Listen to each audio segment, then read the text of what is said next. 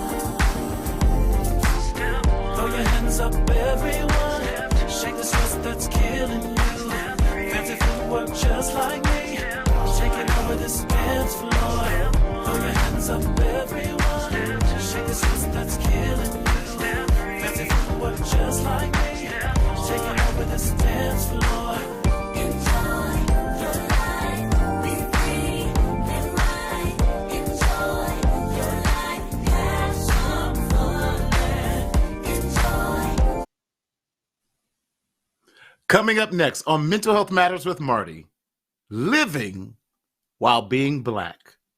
Wow. Stay tuned.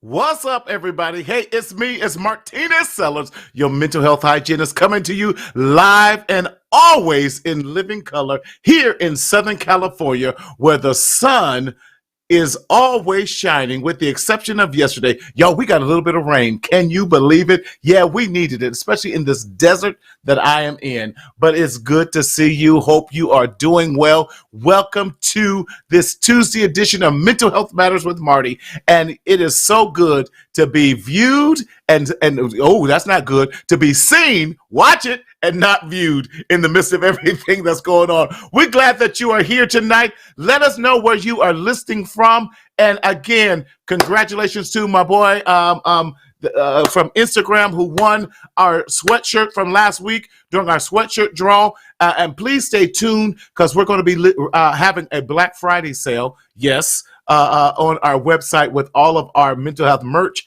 on Black Friday. We'll keep you posted on that, but hope you are doing well. You know what we say here on the Mental Health Matters with Marty show. Kick that slide for us, Daryl, right now. The Mental Health Matters with Marty show is a psychoeducational show, and we are not a substitute for your mental health and wellness, but we are a supplement to make sure that you are doing well. In other words, we want to be added to your treatment plan, and we don't want to be a replacement for you seeing your therapist, your life coach, or your psychiatrist. But if you're experiencing any type of mental health or psychiatric emergencies, please dial 911 or go to your nearest urgent care.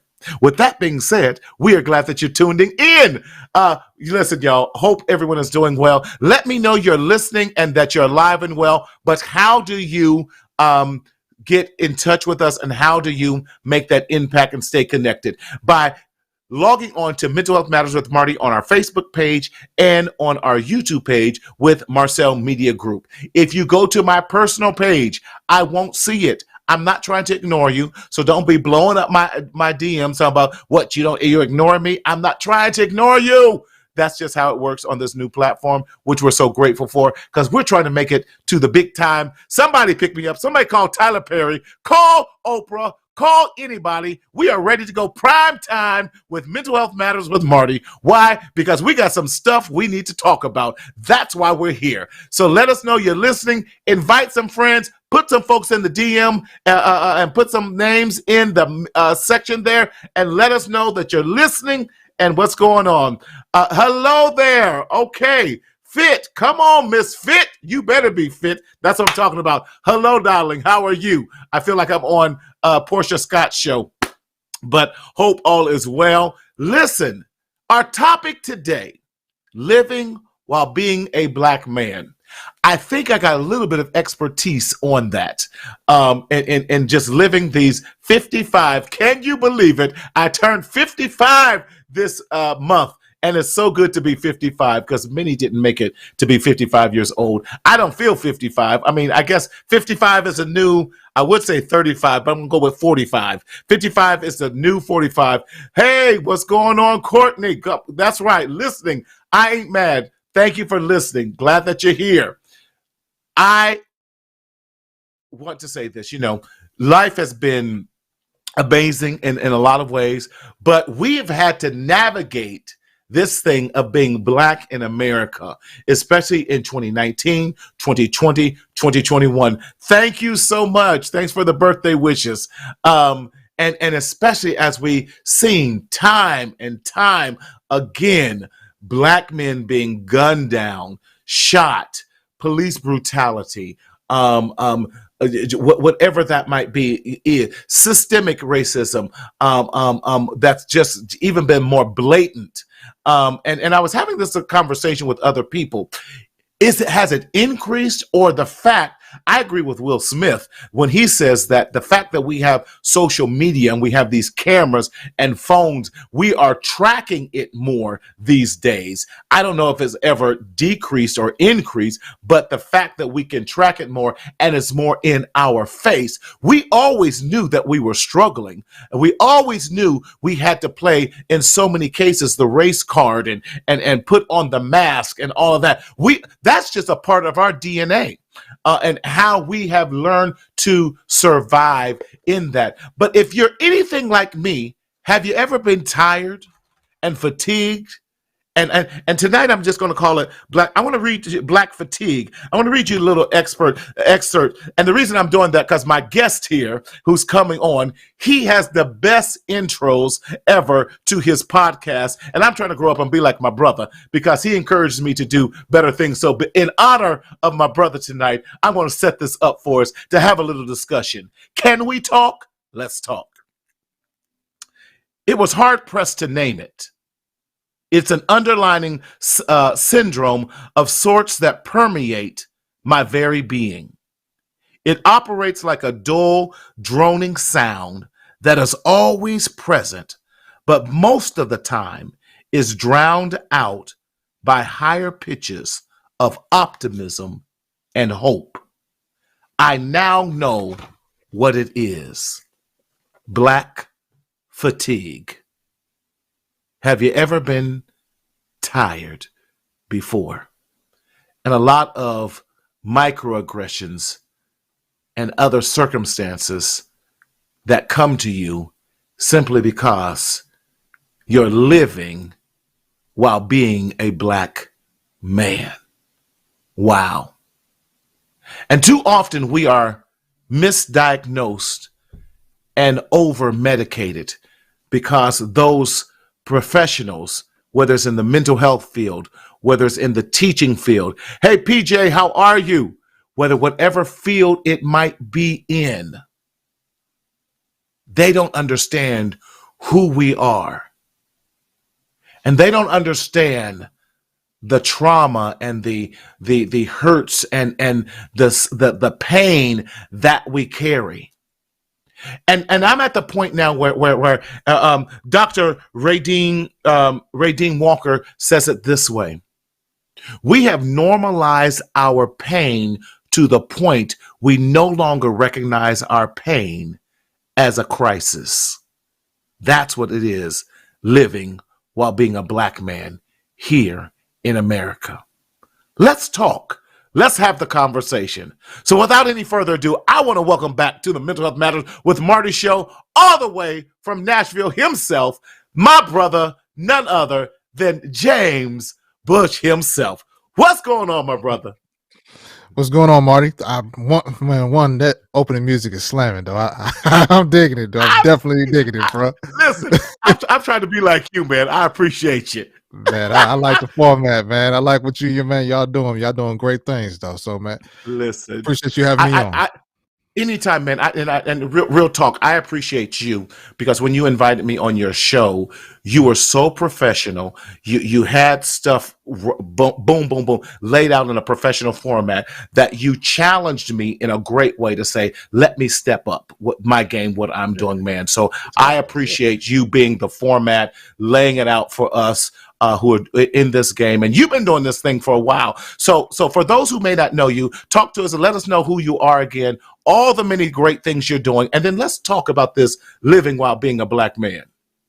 Well, first and foremost, my name is James Bush. I'm a licensed professional counselor in the state of Tennessee, state of Nevada, New Jersey, Kentucky, and soon to be Wisconsin.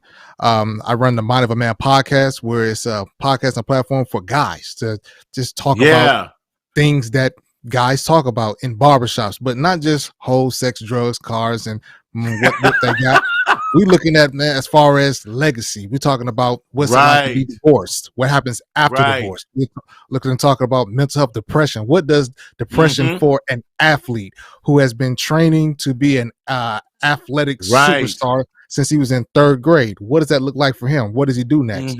And just more moving to the point of what's next. What does life insurance for us look like? How do we transfer wealth through those means and mechanisms? So those are some of the things that I want to be able to go and move in that range and realm, because it's so needed. I kind of got the idea, I guess, from what was it, when I was growing up, Morgan Freeman and Samuel L. Jackson, they took roles that nobody else would take, and look where they are today. And so I want to talk about stuff that nobody else wants to talk about, and we'll see where we get with it. Wow, so man, definitely. Love the format, love the rawness and realness of it, because it draws us right in, because you're talking about everyday practical things that we as black men go through. So doing today's show, man, I appreciate you, because I called you at the last minute, be like, bro, I need someone, and you step right in. Man, I appreciate you so much with that. Listen, what do you think about this living while being a black man? What does that mean for you, and how does that resonate for you? On so many different levels, especially from a therapeutic standpoint, where I mean, there's just so much trauma that we have suffered and we've been through. And me and you have had this conversation before, Marty, where while we were going through, well, let's start back when we were going through the transatlantic slave trade. Well, first, but when we was ripped from our tribal country. When we were a collective society, but then we went to Atlantic slave trade when we came over here, and we were put to work, and we were low mean wages, to the point where we had, the Reconstruction era, Civil War, buck breaking, our women raped or so like that.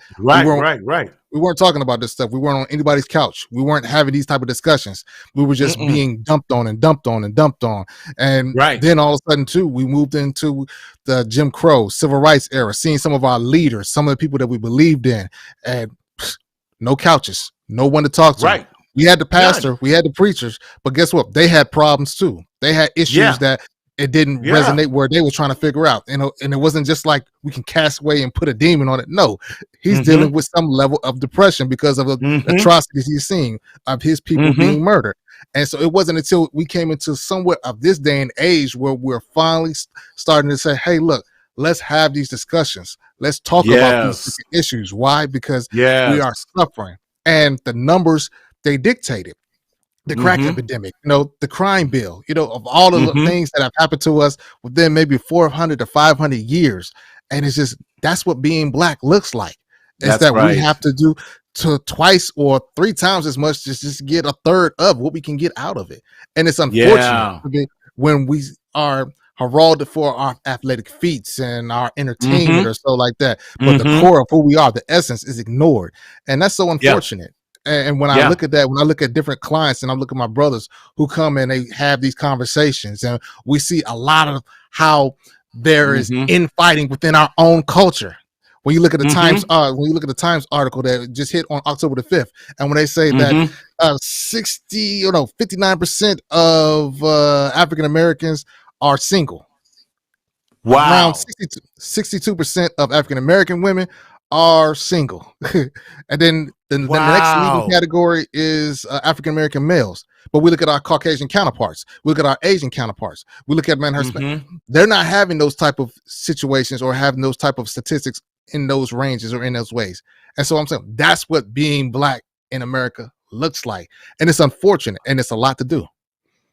Okay, you just blew my mind because I haven't had a time to pick up that article and read it. For those who are in the back row of the church, in the balcony where the speaker is busted and didn't hear you, what were those statistics again?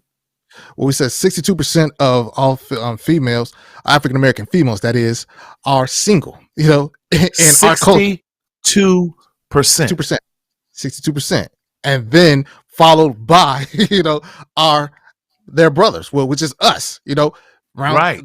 We are the next sector along with that. So 59% of our culture are single. So that means that the collectivistic society that we grew up in, that is in our DNA, is more of an individualistic nature, because now we're all going for ourselves. So what does that mean? That means with a lot of the referendums, that means that a lot of the legislation, that means a lot of the stuff that we need to get done, street corners, putting all these, cracking the jack, unhealthy fast food places in our areas or so like that.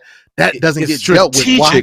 Yeah, it's strategic because we don't have the numbers or the group coupling to say, oh hell no, we ain't doing that. And it's unfortunate. Right. It's very unfortunate that we are in this place, and it's by design.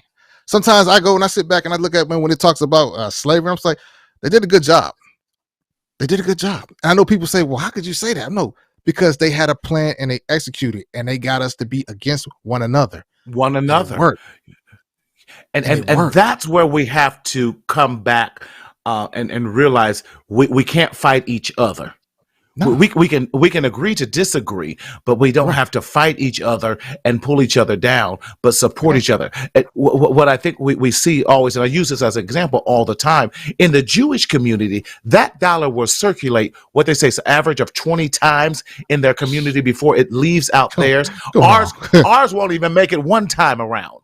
And we wonder why we're struggling, and when we think about things like Black Tulsa back in the day, how do we capture that and support our communities again, so that our dollars were supporting our communities, supporting each other, like you support me, bro, and I support you, and we make sure that we're blowing each other's platforms up and those type of things, because you're powerful, man, and how do we continue to love on each other and not says, man, it's been strategic since 1619. Come on, Jerron, talk to us. Talk to us. Yeah, it's one of those things where you got to understand that it's bigger than just you and me. It is. Somebody asked me on a platform the other day, it's like, James, you're a therapist and you see on all these podcasts popping up or so like that. And I'm like, we need them, because how is the information going to get to the people unless, man, something? So whatever went in therapy, what they teach us, Marty, meet the client where they're at. Where they're at. If my client is listening to a podcast or a YouTube live stream, then that's what I'm going to do. I'm going to go and use my gifts. I'm going to take some of that extra insurance money that I'm being reimbursed, and I'm going to go and put something out there so that I can do this. That's because good. Guess what? I can only do so much by seeing one-on-one or a group. But what if I have that weekly following that is getting that information and being encouraged to seek therapeutic services for their own healing, so that it can be better for their own families, so that it can be better for their own communities, and so that they can do more, and then they can go and set the standard. Guess what? I have a lot of Caucasian counterpart children that come see me. They see me at young ages, because it's been taught to them that, hey, if there's an issue mentally that is going on, then let's go do something about it. Now, granted, now sometimes we have that same mentality as well too, but who do we talk to about it? Exactly. A lot of times we don't talk to anyone. Anyone. Because one, we don't trust anybody. We don't recognize the seriousness of when you are suffering depression or anxiety, what that does to your overall biochemistry or anything like that. How stress, come on and talk to us. Cortisol is pumped into your bloodstream or so like that, and when pretty much you are being dissolving over a long period of time, sector and sequences. So now when we're seeing all this kind of stuff, it's like we got to do better. We have the information. We've been educated and informed. Now it's time to execute. But if I'm not willing to do such, then that not only affects me, that affects my community. That's And good. that's where we have to get to the point.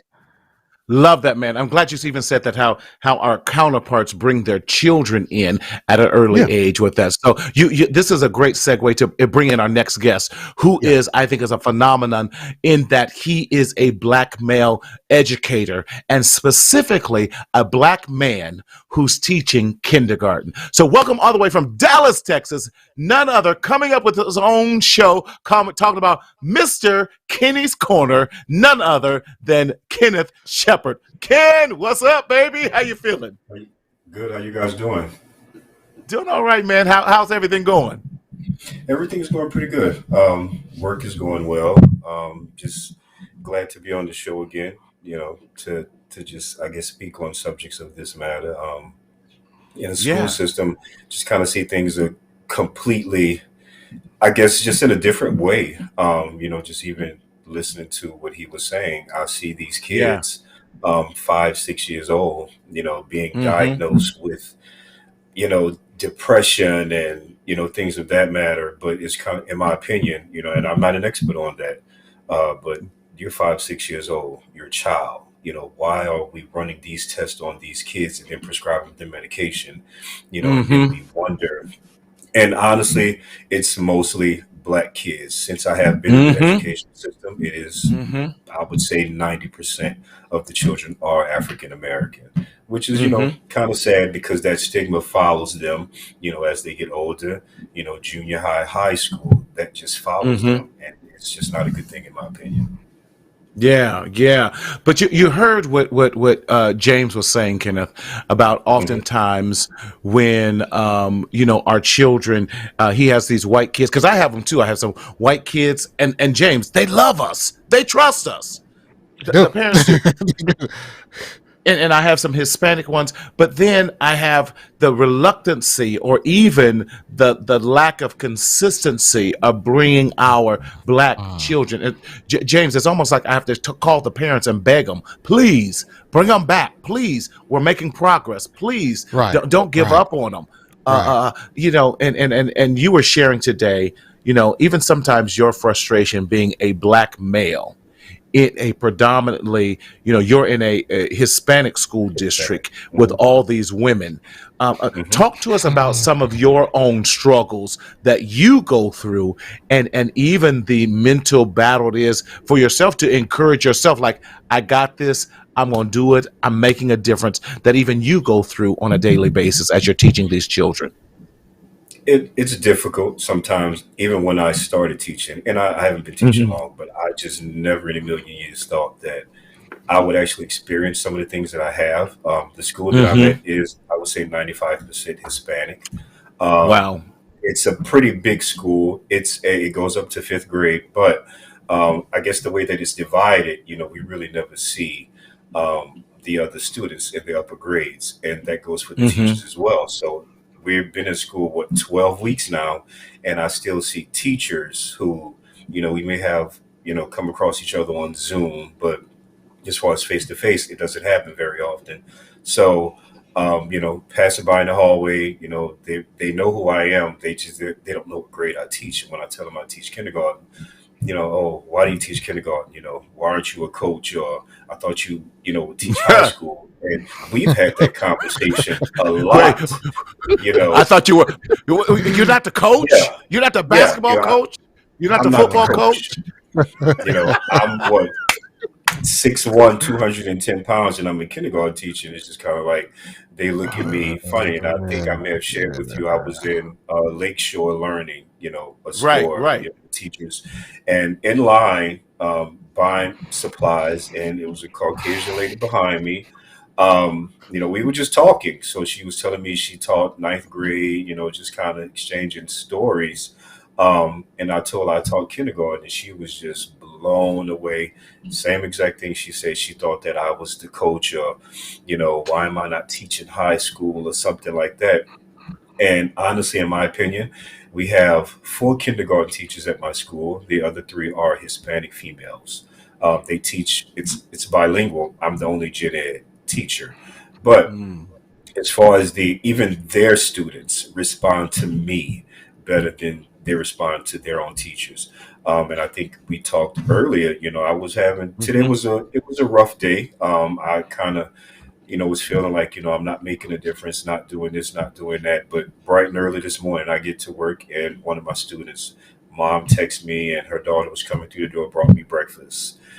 Just saying that she wanted to just give me something for being just such a wonderful teacher, and I guess influence. And this is a Hispanic lady, and I know. Her daughter and I have a really good relationship, but I never in a million years thought these kids go home, talk to their parents Mm-hmm. about me, the way that they do.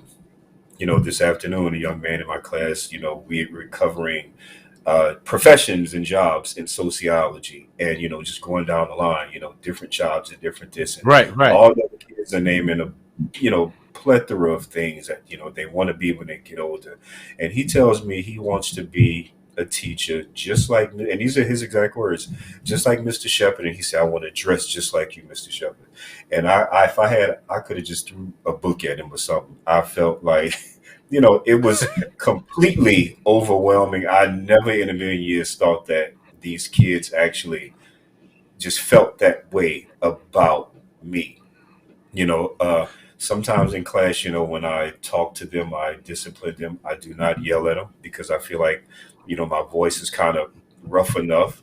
Right. They just respond much better to me. They, like I said, even the other kids in other classes, but even just being at this school, the kids, perfectly fine with, but I'm just having a difficult time just with some of the adults. And like I said, it's two Wow. black teachers at the school, and the other only teacher at the school is a black male, and he's a coach.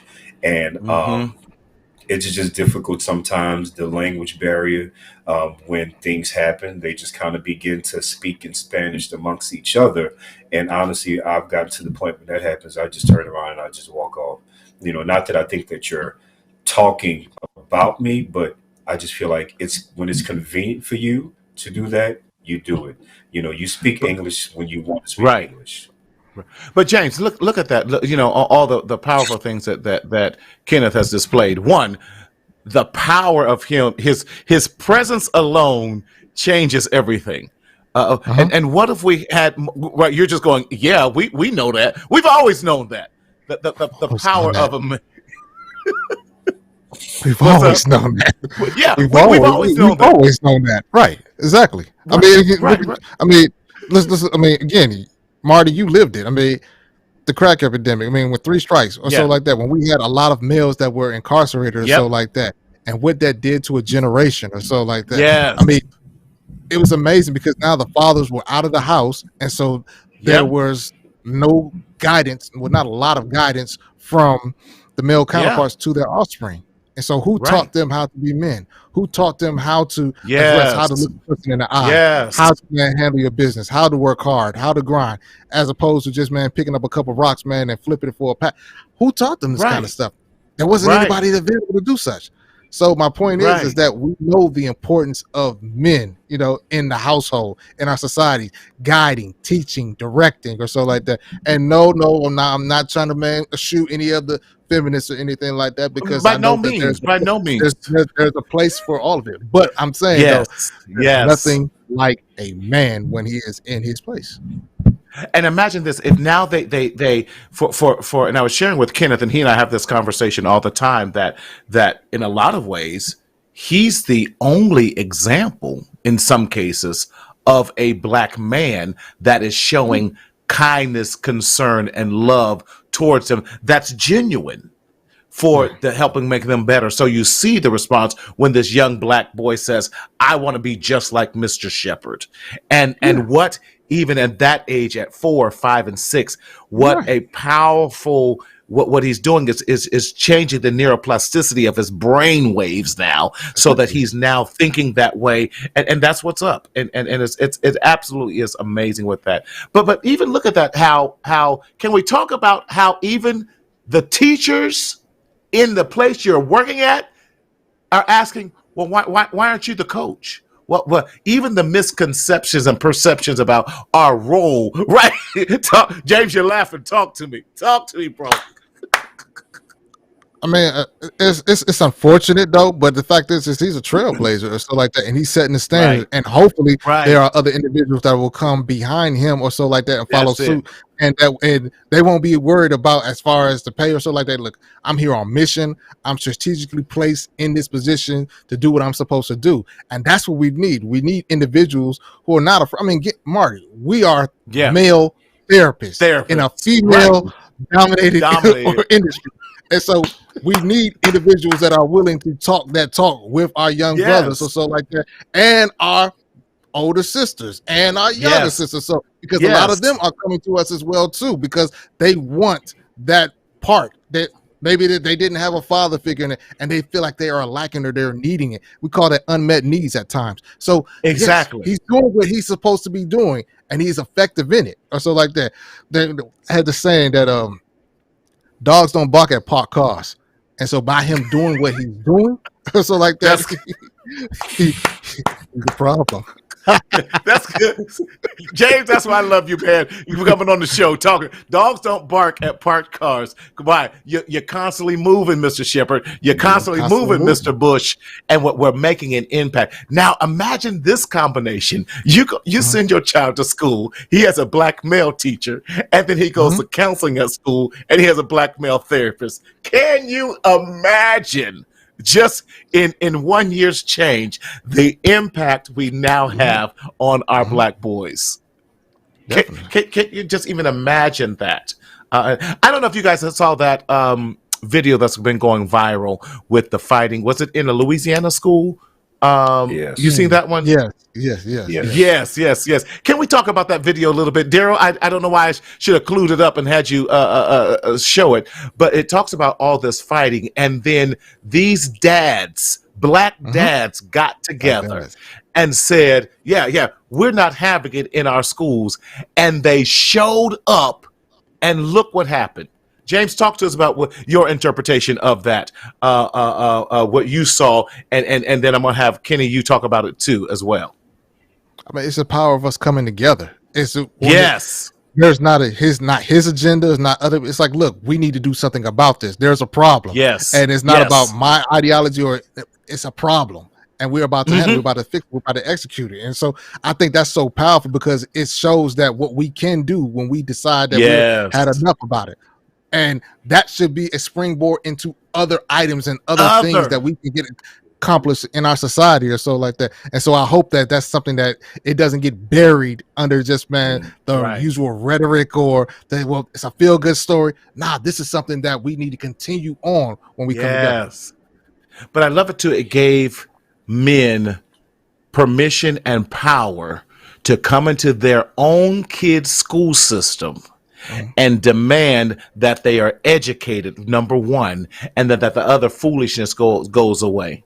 And I think what's powerful in that, when they start interviewing the kids, what they were saying said, I felt secure. I felt safe. I felt loved. I felt like someone else was watching over me and protecting me, all because dads showed up to school. But we've always had that power. We've always had that power, though. But we've been denied the power. That's the problem. Yeah, we've had it, but oftentimes we've been denied it. Or we didn't assert ourselves in the moment when we should have. Because we've been lied to and told that, man, we can't do this. And we've been somewhat conditioned to say that this African-American male doesn't have his weight or his power or influence to do anything about it. Nah, we do. Well, actually, we do. And I love it. The power of a dad when he simply shows up. It changes everything. When a black male teacher shows up. Kenneth, talk to us about when you saw the video and how it resonated with you. No, I actually just heard about it. I didn't see the video, and they were actually talking about it at school, and I guess not making jokes about it, but just how most schools now are. You can't just enter into board meetings and into schools and things like that because of COVID. But just even from what I heard, like he said, we've always had that power. And kids, believe it or not, like a lot of times, even in class, I'll have a kid just constantly, doing Mm-hmm. something. And I may say, I'm going to call your mother. They don't care. You can call my mom, but the minute I say, I'm going to call your dad, or Man, your dad texts me, or I'm speaking to your dad, it's just kind of like they straighten yeah, up. And that's a They lot of do. kids, they straighten up, you like instantly, and I can be honest with you. I was one of those kids. I was terrible in school. I wasn't fighting. I yeah. wasn't fighting or anything like that. It was just my mouth, and even just being disrespectful to teachers, like Right, feel right. like they just couldn't say anything to me. Yeah. My mom was a teacher, retired after 40 years. And, they Wow. would always tell me, you should have known, you should know better, you should this, you should that. And my dad worked a lot and he traveled with work. But the times that they're like, I'm calling your dad, like and they did, and it was life changing, after I guess, me and my dad, you know, had our conversations and stuff like that. And I was on the straight and narrow for Right. a while, but you just kind of always go back. But it was just it's not that you love your mom, respect her any less. Your mom, when your dad means business. And I think the problem, a lot of the kids in my class do not have dads at home. That's been Mm. established. We know that some of them come back and even say, my dad is in jail, and it's like they don't just come out and say Mm. it like that. They're kids, so they'll just kind of, Right. whatever happened the night before, whatever has been happening, they'll just kind of say that, and you can put two and two together. But a lot of them do not have fathers in the home. It's just, I don't feel like I try to make up for that, because I honestly just, every day I go there, I am who I am.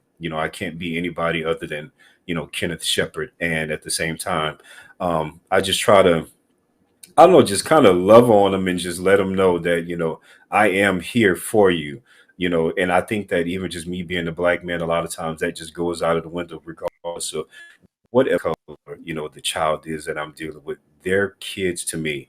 They all deserve a chance. They all deserve love. And that's really why I'm there. And he was speaking on what he said earlier, as far as like, chasing a dollar. And I think, I left a job making way more Nice than what I money. make now, Right, right, right. making really nice money. And this is just what I've always wanted to do. And so when the Wow. opportunity presented itself, I just kind of jumped on it. And I think the wonderful thing about it, the opportunity came, through a program, an initiative here in Dallas, Texas, where the program was only for black males, Mm. to teach. And so I think it was maybe about 400 applicants, and they hired like 18 of us, and just kind of pushed us through the program. And now they're on their second cohort, and they only hire black men, and they put you in high risk schools, but that's where we are needed the most. But I guess teach a few years and just kind of move up and move around wherever you want to. But I just kind of feel like I want to be where I'm needed. I don't want to be at a school where it's just kind of easy breezy, easy going. I want to be where they actually need me the most. And I kind of felt bad to go, because I said I want to be at a school where there's more of my people. And then I was like fulfilled in that way, because kids are kids, but at the same time, I just do. I kind of want to, and a little bit more heavily, a predominantly black school, Mm-hmm. and Mm-hmm. I've really felt bad about saying that or even feeling that, but I kind of got over that, because I just feel like our little black boys, they need us, like they really, really do need us, especially at 5 and 6 years old. I agree, and I don't think there's anything wrong. And James, definitely speak to that, because you have a niche that's special, that's for black men. Now we Yeah. reach everyone, because and I think sometimes we'll feel made to feel guilty that we want to specialize, or that be one of our strengths in that. I don't But feel, I don't feel guilty. I don't feel you. guilty. Thank you. I don't feel guilty at all. That's my Thank niche. you. That's the low hanging fruit. That's what Right. I'm here to do. And so I make no apologies about that. I mean, we know about externalizing behaviors. Our externalizing behaviors when a male is not present in the household. So we're talking about the possibility of smoking, kids stealing, skipping school, all different types of malfeasance. So when a male is in the household, what wonderful things can happen when he's in place. And so that thing is, and Marty, you know as well as I do, sometimes when we have our clientele, that we are probably the only male figure that they'll see in their life. So we have handled dual roles, not just a therapist, but somewhat of a pseudo parent in that moment or so. And my point is that I make no apologies for why I do what I do. Right. And and Kenneth shouldn't either. Because why? Because we're needed. There is a need in this moment for us to do what we're doing. It's just like a coach. Oh, a kid, he goes out there and he plays and he gives him something to do from peak hours of criminal activity with adolescents. That's great. He's needed in the community to do such. Because guess what? There's a lot of different family members that possibly are working, trying to make ends meet, taking care of the kids, or doing what. And so it's a need. We're a community. We're supposed to be doing what we're doing. And people can get somewhat simple, I call it, about your niches and all this other kind of stuff. And whatever it is, that is you. But I'm in the place where I'm supposed to be. And I don't make no apologies. I agree.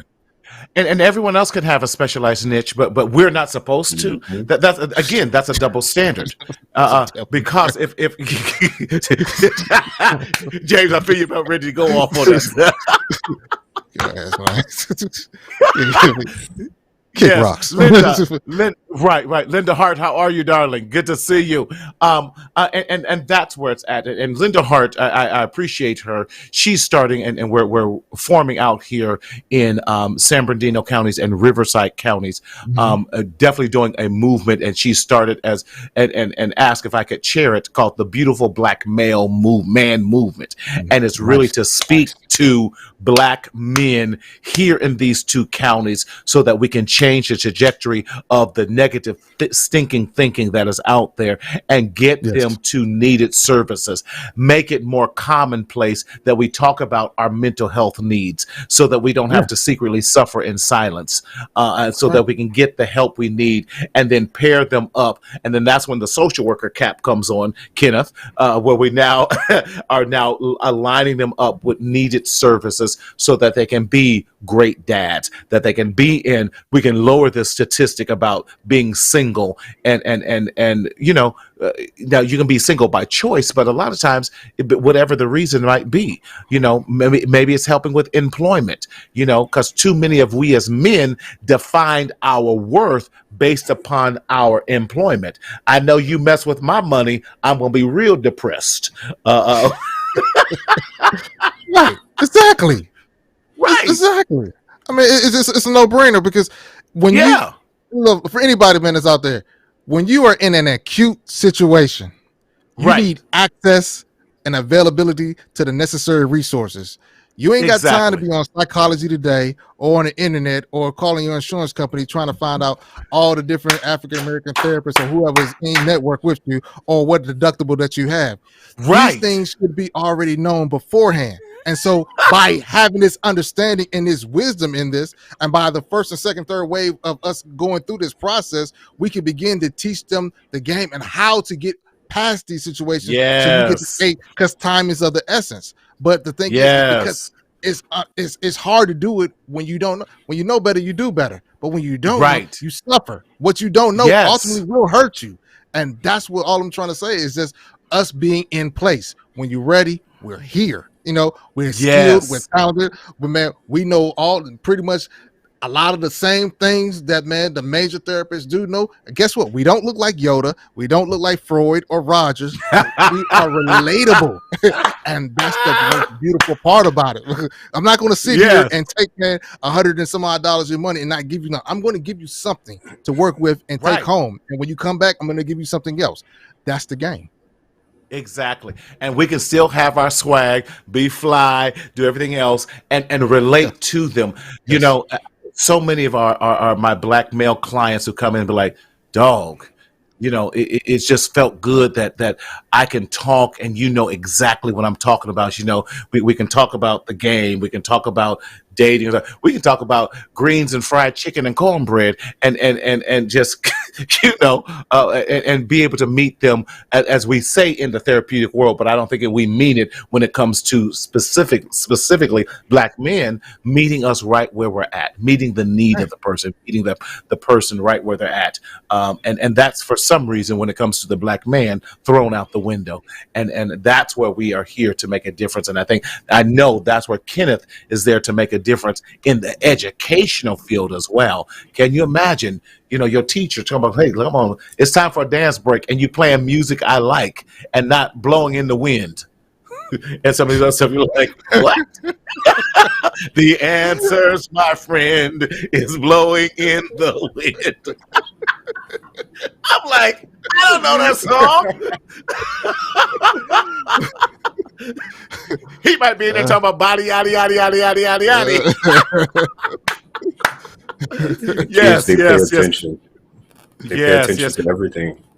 They do. Tanya, thank you so much. Good to see you, Tanya. Jasmine, the greatest person, the social media person in the world. Love you, baby. Yes. And happy belated birthday to you. Hopefully your husband gets home soon. Love it, love it, love it. Yeah. And you're right, Kenneth. The kids love it. Now you're meeting them right where they're at. So now they're ready to learn because they know they can trust you now. They know that you can identify. Yes. I feel like we're just getting to the point where when I actually teach and they are learning, they're actually listening and they're learning. And it has taken, this long for that to happen. And, I've gotten to the point, kindergarten, you do the little brain breaks and, little dance videos. And for every subject, everything that you need, there are videos on YouTube. And I think it's like called Go Noodle. They have these videos, whatever I'm teaching, I find a video on Go Noodle. It's these 3 Black guys singing and dancing, just having a good old time, just everything. And so I get right down there with them and, I'm dancing, I'm doing this. And a lot of times they stop and they look at me like, Mr. Sheppard, like, I didn't know that you could do this, or I didn't know you could do that. Fridays we can wear sneakers and, wear jeans. And so a lot of times I try not to really just go and, with my, with Jordans and all of that. But, sometimes, okay, it's Friday, I would just put on some sneakers. You should see how just their face when I walk in and I have on Jordans and I'm this, and they just, well, my brother this, so I have that, and my dad that, and I'm just kind of like, they're shoes, any and everybody can get shoes. And like even today, the little boy telling me, he 5 years old, he wants to see her son loves Go Noodle. I love it too. That's interesting, but no, they just, like she said, representation is very, very important. It is. I have 2 really that come like they're supposed to, but I have 3 little Black boys in my class. That is it. And I had 34 kids in my class, but now I have 23. Wait a minute, stop right there. James, did you hear that? So what they gave my brother 34 kindergartners by himself, no TA, no parent aid, or nothing. That's crazy and unheard of. Quiet as kept, they would have gave him 50 if they could. If they could, right. If they could. Give it to him. He's the coach. He's the coach. He knows how to handle groups. He doesn't have to handle them. Yeah. There you go. Yeah. Yeah, they split them up, but like even within the last week, I've gotten 2 new students. So, and they were like, if we continue to get new students in their general ed, talking about they're just gonna be in your class. And at this point, it's just kind of like I feel like I have a good handle on it. It is what it is. I'm not going to complain because and quiet as kept, the other bilingual kindergarten classes, literally the most they have in their class is like 14, 15 kids. And, they crying every day about how hard it is and how this it is. And it's just kind of like, y'all been here for years and like get it together. But everybody's blaming everything on COVID. COVID is the reason why, they're having such a hard time, and Well, COVID is the reason we all having hard times. So we got to keep living. We got to keep it. So here's my call to action. I want to call to action to black men that we have to speak up. Why do we do that? We speak up for ourselves. We speak up saying, listen, it's okay that I'm not okay. It's okay to say I need some help. We got to speak out. How do we do that? By just this venue like this, speaking out. So we say, hey, black men, we are here for you. Why? Because we want our black men to live and live the best lives that we deserve it. James, talk to us about a call to action, how you would challenge black men to do differently in this time. What's your go-to for that? I mean, definitely just challenging you to be better. I mean, Yes. moving outside of your just circumference your point of view. So if you don't know, look, if you need to know an attorney, find an attorney. If you need to know, man, an educator, find an educator, man.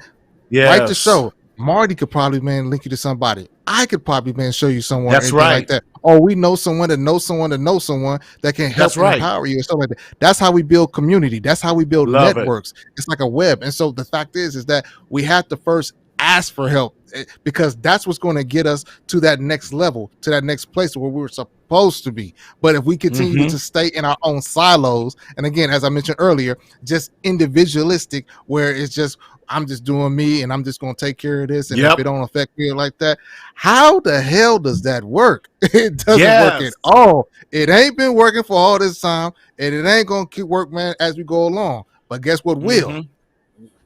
Coach told me one long time ago, if you take your one finger and point at me or so like that, then it's not going to do anything to me.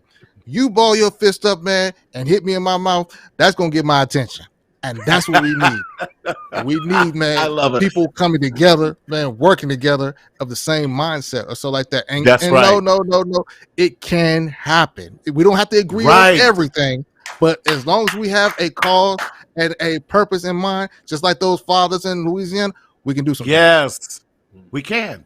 And you're right, because they took that fist, their individual fingers, and came together and made a big impact and hit that mug right in the mouth. And what? Those kids saw them. Yes. And it made a difference. I love it because even in the video, they see the dads greeting the kids as they're coming in. They're like, hey, you're going to have a good day today, right? You're going to have a good day today. Brother, have a good day, but pull up them pants.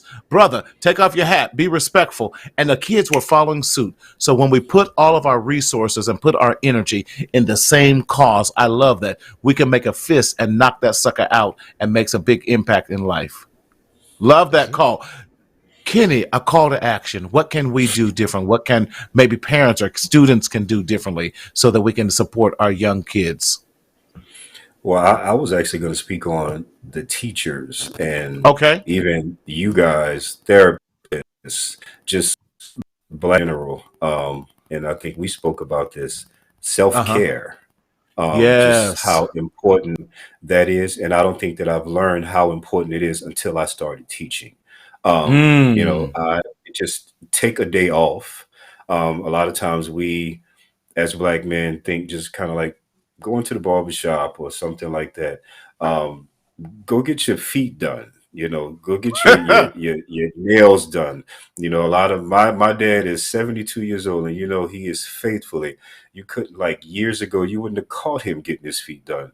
But he's there faithfully now, and he says he actually enjoys just sitting in the chair, just sitting back and just having somebody rub his feet, and take care of his fingernails. Whatever self-care may look like. Dad is being a king. Take care of me. That's right, baby. Rub him feet. I ain't mad at Dad. Come on, Dad. I'm not mad either. Just whatever self-care looks like to you. Right. That's right. Because honestly, the job will be there. The same issues that you have will be there when you get back.